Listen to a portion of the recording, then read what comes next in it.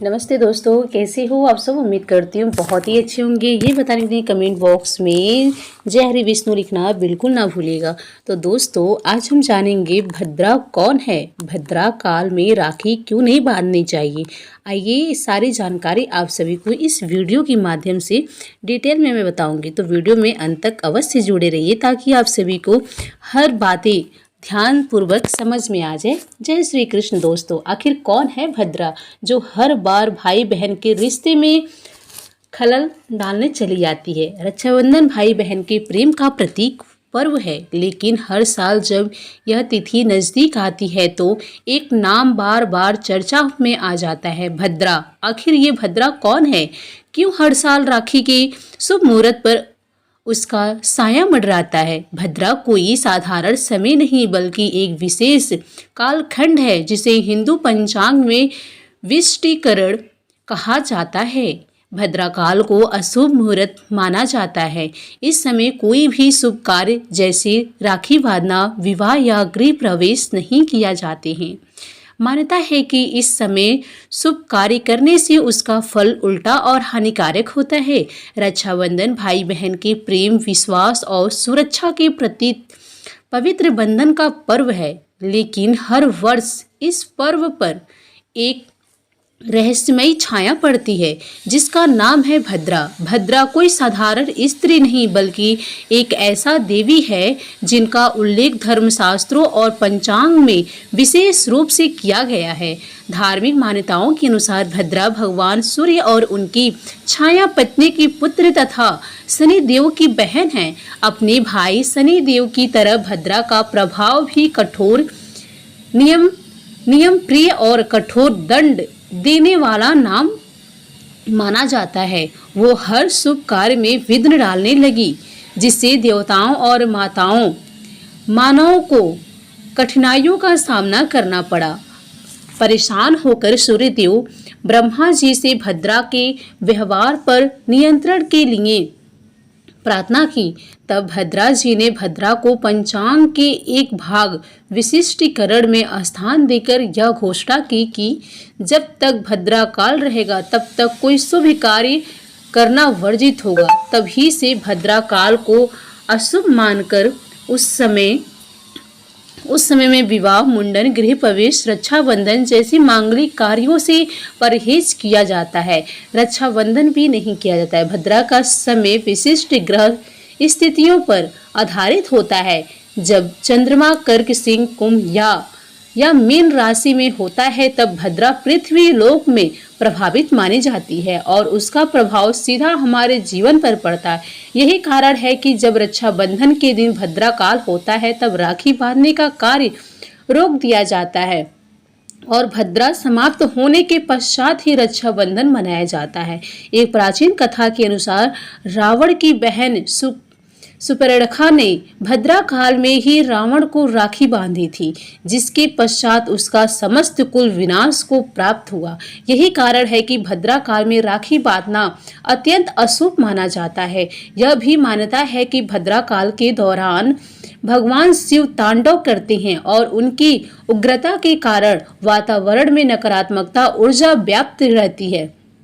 इसलिए इस काल में किया गया शुभ कार्य हानिकारक परिणाम दे सकता है। भद्रा अपने व्यवहार के कारण ब्रह्मा जी के शाप की पात्र भी बनी कि जो कोई भद्रा काल में शुभ कार्य करेगा उसे अशुभ फल मिलेगा। हालांकि इस काल में तंत्र मंत्र, उपवास, ध्यान या न्यायकल संबंधित कार्य किए जा सकते हैं, लेकिन रक्षाबंधन जैसे पवित्र पर्व को इस काल से बचाकर ही मनाना चाहिए। इस पर्व भी रक्षाबंधन पर भद्रा का प्रभाव रहेगा, इसलिए शुभ मुहूर्त में ही राखी बांधना उचित है जब समाप्त हो जाएगी। इसलिए यदि आप अपने भाई की दीर्घायु, स्वास्थ्य और सुरक्षा की सच्ची कामना करते हैं तो राखी शुभ मुहूर्त में ही बांधे और भद्रा के समय से सावधान रहे, क्योंकि भाई की कलाई पर बंधी राखी केवल एक धागा नहीं बल्कि उस बहन की प्रार्थना होती है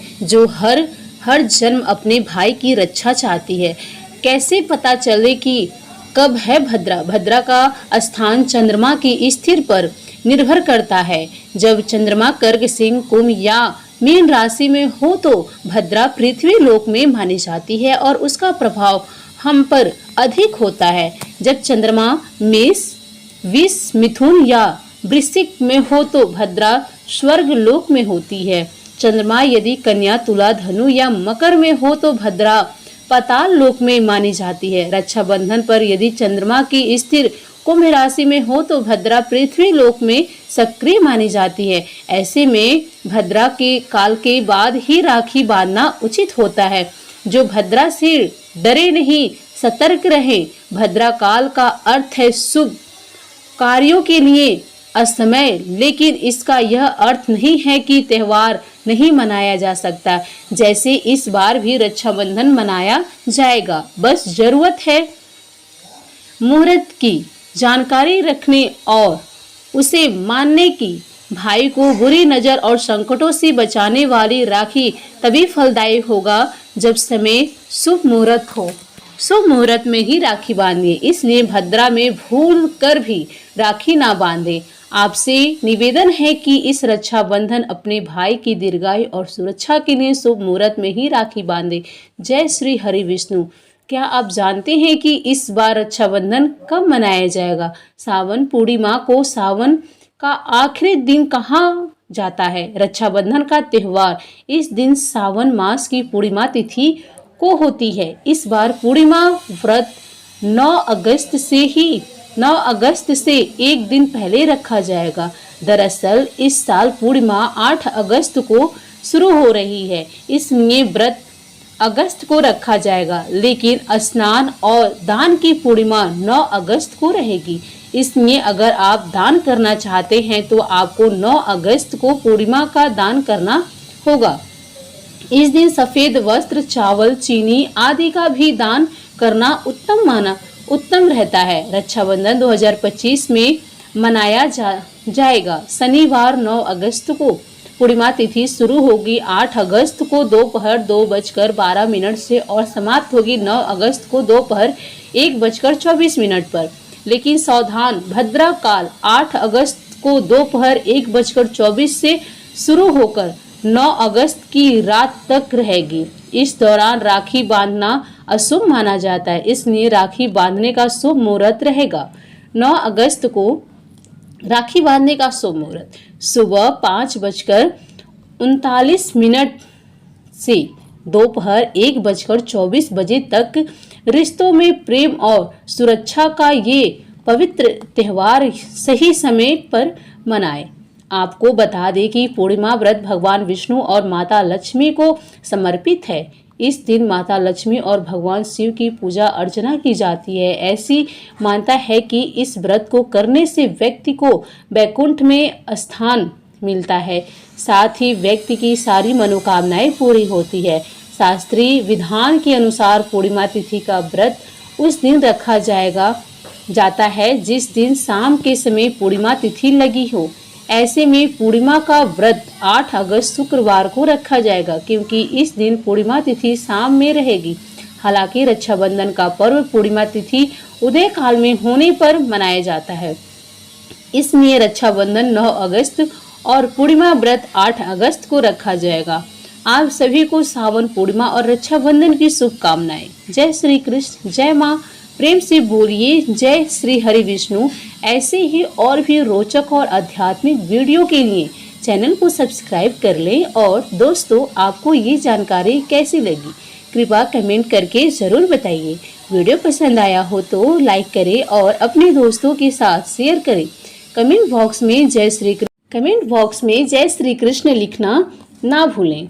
फिर मिलते हैं एक और दिलचस्प वीडियो के साथ। धन्यवाद। जय श्री कृष्ण।